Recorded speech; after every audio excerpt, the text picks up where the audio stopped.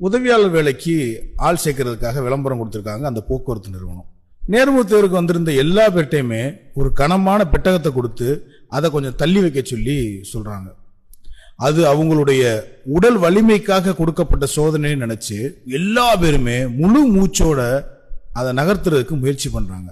ஆனா அவங்களால அதை அசைக்க கூட முடியல. அடுத்ததா ஒரு நபர் இங்க வர்றாரு, ஆள் வாட்ட சாட்டமா இருக்காரு. அவர்கிட்ட அந்த பெட்டகத்தை கொடுத்து நகர்த்துங்க அப்படின்னு சொல்லி சொன்ன போது அவர் சொல்றாரு, நீங்க என்ன விளையாடுறீங்களா?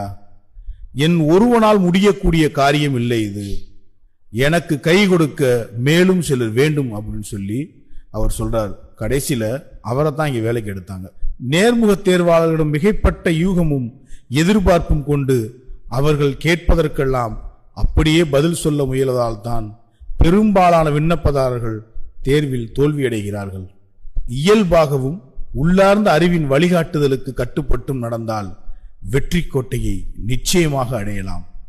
யூகங்களின் பின்னால் செல்வது நம்மை தவறான பாதைக்கு வழிநடத்திவிடும். எனவே இயற்கையாகவும் இயல்பாகவும் இருங்கள்.